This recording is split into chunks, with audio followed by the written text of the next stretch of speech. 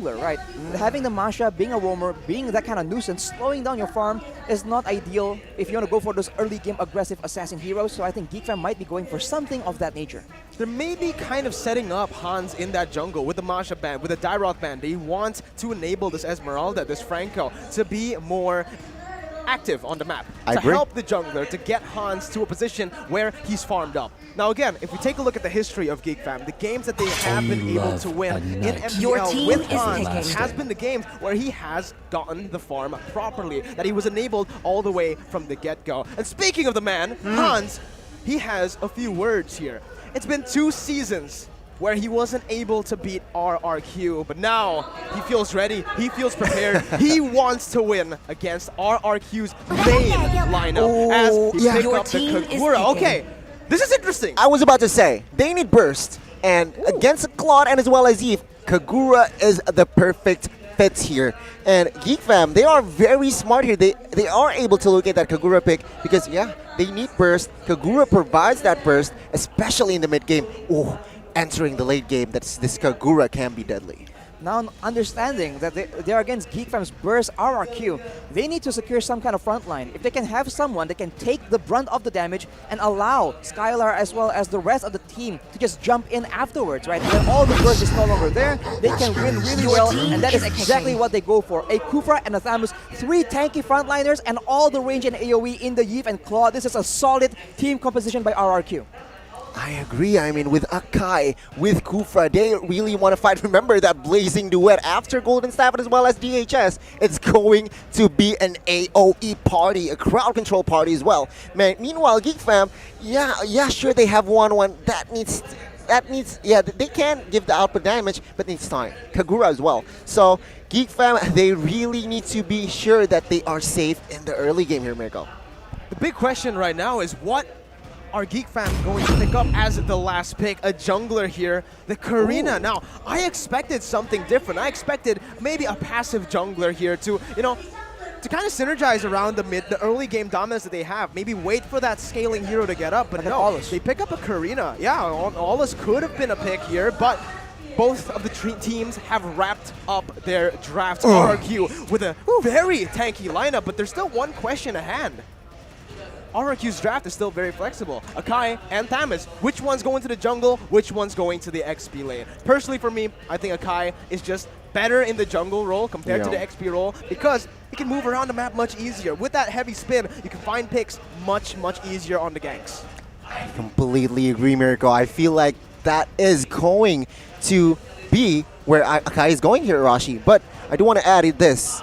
Beloyski will... Well, yeah, on paper he is a roamer, but will he play this Kagura? Because he's also deadly in this Kagura. A big upset could happen, or the calculated RRQ might be able to take GeekFam down in the opening match, the opening day. Welcome to the land of Dawn, ladies and gentlemen. Game number 1 as we jump in. RRQ and GeekFam. This is something that we've been seeing a lot here in the early game.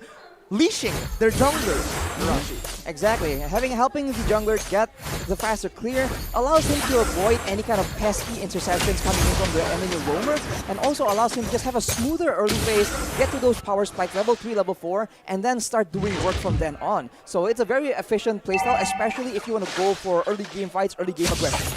I agree with you, but let's take a look at the spells here. One thing that stands out for me is Azura as a Kagura. He opted for that sprint. I don't know how effective is that spell going to be, because remember, Kagura can escape things rather easily, but I guess Azura here has some ideas. We'll have to see here. Will it show here in game number 1? Well, Clay is already going to get engaged on right there, as there is a battle for the Wanderer, which actually Hans is able to win out in the Retribution duel here up against Albert. So a very uncharacteristic Albert already showing up here in the land of Dawn for game number 1. But back to the topic, Arashi. I want to ask you about what you think here about the Elzura bringing Kagura on sprint. But wait a minute, then gets hooked back, forcing that flicker out. GeekFam! This is a very different GeekFam already that we're seeing in the first minute, Arashi. Absolutely, man. They have a lot more tanky heroes on the side of RRQ, but by that same, because of that, GEEKFAM, they have a lot more burst to work with in the early stages. Right? You see Skylar already making target. Oh, on jumping in with the Shadow Assault onto Skylar, but obviously Skylar there still able to dodge away with a Battle Mirror image, but he did burn that Flicker, a very important resource. Well-timed Flicker as well, I feel. 3v1, he escapes, no harm done, and we are now focusing Turtle here. It seems like rotation-wise, GEEKFAM, they are out-rotated. They will give this first Turtle for free.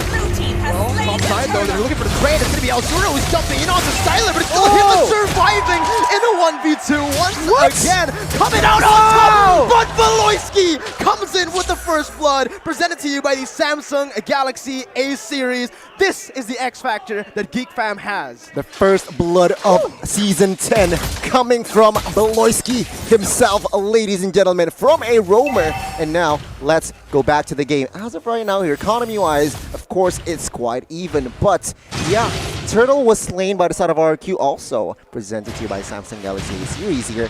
We'll have to see here, can RRQ expand their objective lead? Right, in terms of the objectives, that's for sure what they're trying to do. So GEEKFAM, they have to try and get his kick out, right? Because once the fights evolve into those messy 5v5s, RRQ will have the advantage because they can't possibly burst down a Kufra, an Akai, as well as a Thamus, right? So they have to find a way to outmaneuver that and get advantage in the early game, as Valoisky there. Oof. Alright, does not connect here. RRQ and as well as GEEKFAM, they are just dancing around. Total kill points here, it's just one. First 3 minutes. And it seems like composition-wise, yeah, they are looking for a team fight perhaps after level 7 and 8, especially for side of GEEKFAM Rush. As you can see, the Demon Slayer the lettuce emblem for Albert on the Akai. This is quote-unquote meta right now. It's about clearing, it's about farming up real fast and getting, you know, being in the game and not being denied your farm. As you can see, GEEKFAM still not really under pressure. They're focusing on Skylar.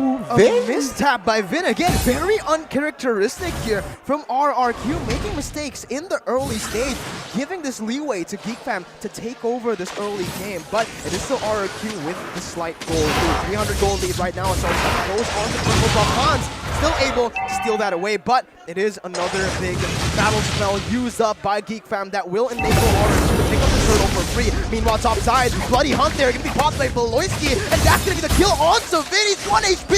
Tadera comes in and picks it up. A 1-for-1 trade. A good mirror strategy coming from the side of GEEKFAM. Communication-wise also was there. Yeah, Hans has no retributions. So let's find a pick off top side. There was a roamer inside and they just went ham. Of course, it will be GEEKFAM with 2 kills. Valoisky looking for the hook, getting Clay freaking inside onto Hans for the Shadow Assault, but Clay finds the escape with his sprint. Skylar on the top side, he needs to be careful here. He is actually getting bullied a lot by Chadera. Absolutely, man. But you have to keep in mind that the gold lead, right, isn't that far for GEEKFAM. RRQ has been very solid in the farming department and in the objective compartment as well. They are still keeping up, and as time goes on, they will only get stronger and stronger. We see Skylar right now already with the Demon Hunter sword, but he is also itemizing for some defense. He knows he is the main target. He is trying to make sure that he can survive in these fights and actually pump out the damage that his team needs him to do. Yeah, I mean, speaking about Skylar, right, take a look at 1-1 himself. Both golders seems like to have a, well farmed here for first 5 minutes, but RRQ, they are focusing on top side here, Mirko. They're finally trying to enable Skylar in this gold lane, but Chadera, he knows it. He's going to run away with him, though. Looking for the time to bend, going on to Valoisky here. Bloody Hunt to counteract that, but both teams just backing off. Skylar dashing away with the Battle Mirror image away from Valoisky, but the real world manipulation finds Valoisky. That's a kill onto RRQ. GEEKFAM once again here onto the back foot, but Luke picks up a turret down below. Oh, yeah, GEEKFAM, they are winning a turns now, 1-0, but it seems like composition-wise here, again, RRQ Hoshi, they don't mind that they don't have a advantage here in the early game, but it seems like GEEKFAM, they are stepping up the pace. They are starting to step up the pace here, their pace here. Well, we have to see, man. Coming into the late game, I think it's going to be a bit difficult. Early on, they have no pressure with the Franco, with the Karina, as well as Kagura. That's a lot of burst, that's a lot of setup for their team. But now, in the mid game, right, this is where the tanky lineup is going to be so difficult for GEEKFAM to deal with. Tramus, Akai, and Kufa, as you can see. He goes in. The crowd erupts as Finn gets Beloyski once again, but they might be overcommitting onto the tank. Skylar 1 HP, dashes in one more time. Beloyski gets the hook. He's able to outplay. Skylar falls, and Kadira is looking for one more. He has the crossbow. Daggy will pump it off of a play of Beloyski. They find more kills. Alpha with a heavy spin, bringing Kadira out, but it's not communicated properly. No synergy. There's a pause here, but man, Albert just brought Chadera to safety out of the real world manipulation. A slight miscommunication there from the side of RRQ. What happened there? But what a play from the side of Beloyski. Kept his composure there, even though he was, very low. Iron hooks Skylar with that Bloody Hunt as well. He manages to take one before he was taken down as well. Absolutely, man. I think it's just very difficult. RRQ, this is exactly what people have been criticizing them for, right? They get over-eager, they go in so far, they had the turtle already, but they want to make sure that, I don't know, they make a statement towards Beloyski, shutting him down, making sure that he is, you know, he's losing in that mental game department, but Beloyski is used to that. It's no problem for him at all. He turns it around, and RRQ, that was quite the uncharacteristic blunder, and you have to start asking, is this going to be the pattern? Because it's not the first one in the game. Well, there you go, boys. This man, he has the perfect retribution. If you guys read the text on the screen, this is a tip for all of you back at home. If you guys want to get those crispy retributions, if you don't want to be bad at the retributions, get yourself a JBL Quantum, because with the sound cues, you can actually react to things even faster. But, Donnie, back again to the game. Beloyski. Many times. I mean, first 6 minutes, Irashi, you can already feel his impact. It's so evident in the Land of Dawn as a roamer, as a Franco, and I don't know, Beloyski is so effective for the first 6 minutes, I feel. Well, absolutely. I mean, he was also responsible for the first blood. He's able to actually read the movements. And so far, it just really seems that every time he makes a play, he knows what's going to happen. You know, it's never on the fly. He never does it impulsively. Everything is calculated, which is why it's a bit difficult when you contrast that to RRQ, who seems to be doing well, but once they're doing really well, they just want to go for more. And if it pays off, yes, it's good. It gives them more momentum, more tempo. But when it doesn't work out, it's quite disastrous for their team for sure. To add on to that, they jump into the game again. Back out of the game, Albert was actually slain by Chadera in that gold lane. 4 members fell in that fight. GEEKFAM now in the lead. The 8th place team going up against the defending Season 9 champions, and they are outclassing RRQ right now. And take a look at the turrets here. One by one, RRQ Hoshi is losing their space. GEEKFAM now almost at a 2K lead here, and it seems like they are not stopping.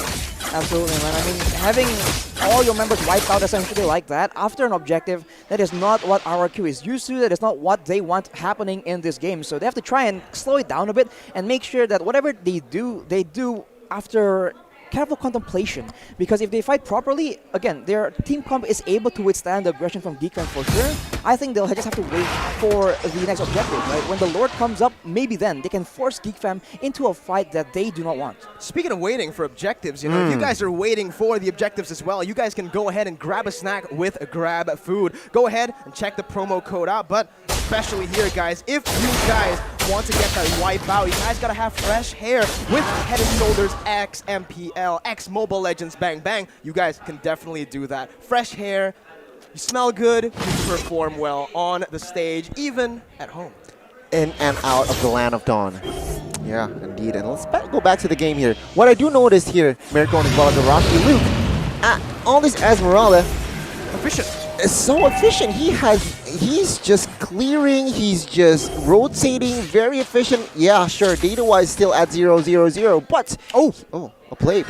Oh my god. R7. R7 again, jumping onto one member, but it's going to be picked off instantly. He was hooked by Beloyski. And again, we're seeing Beloyski perform out of his mind. The prodigal son in the first game here at MPL ID. Vin jumping in onto the Tyrant's Revenge for Luke, not finding him though. Luke's still able to get away. Beloyski pulls Vin back. Vin jumping to the bouncing ball, finds Tadera and will be able to shut him down. Now on the back line, Clay falling to the hands of Lucas. Elzura jumps in, but the retribution battle. Albert will win it, and he will take it. Albert getting hooked back to Beloyski's side, but RRQ, they step back, they got the dub, and now they're happy with it. Man, Albert is still so reliable. That was revenge for that Lethal Wonder here. But man, RRQ, they are slowly, with that Lord push, with that Lord steal, they are now looking to grab control in this game. But Beloyski, wow, with that Iron Hook, manages to catch that Lethal Wanderer. This guy's insane. That might be the.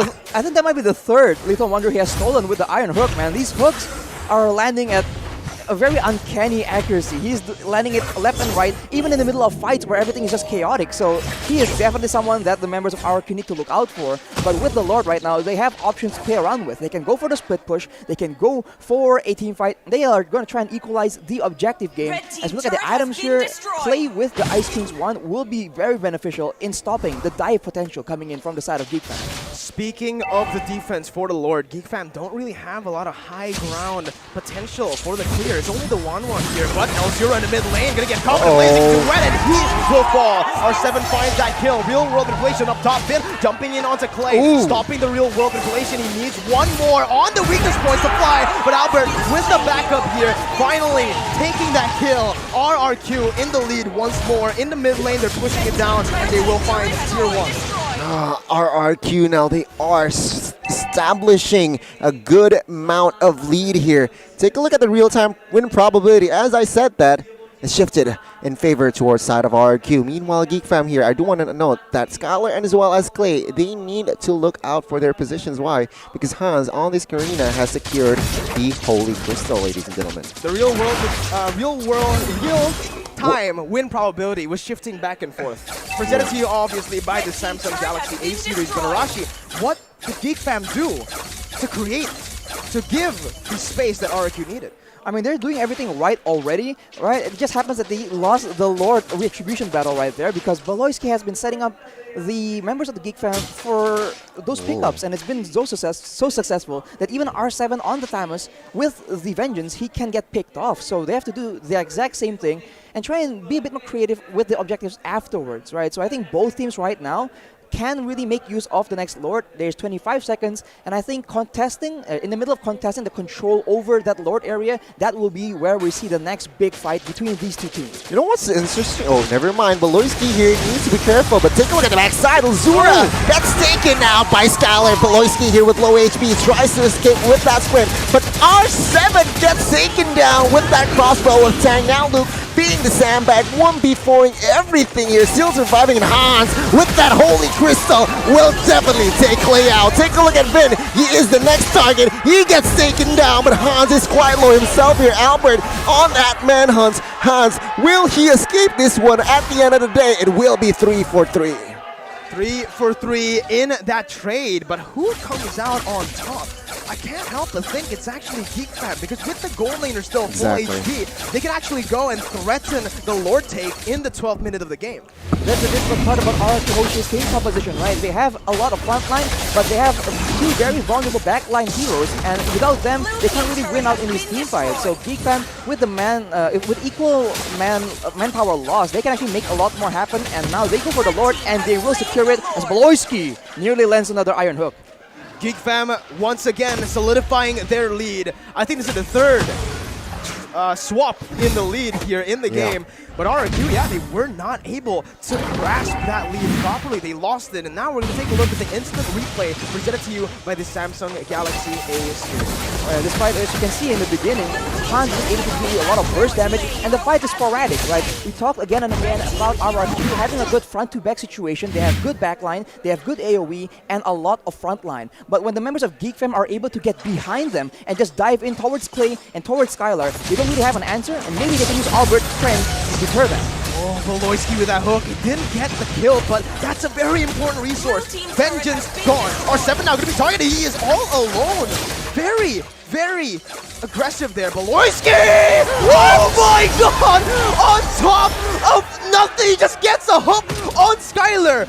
Oh, Beloyski now Lord charges top side here. Base turret top side will fall, and Kadira will claim that turret. Then now, if Mono pops, will he survive? It seems like he will not be able to escape this one as Lord marches. One member on one side of RRQ falls. Geek, they are on the rise. They are not stopping here. The minions, it's too strong. The base now will be target. GEEKFAM takes game numero uno. GEEKFAM with Beloyski! They have done it! They took a game off of RRQ. 2 seasons, 2 zeros. Finally, with a change, GEEKFAM have done it. Not ending the series just yet, but what a stellar performance from the 8th place to winning a game against the defending Season 9 champions. Game number 1, and already, what a huge upset. Expectations blown completely out of the water, man. The Kings need to understand the fam is here to play. And oh my lord, all the way from the beginning, man. They show moments of vulnerability, but overall, it's solid. They have control in the early game. They know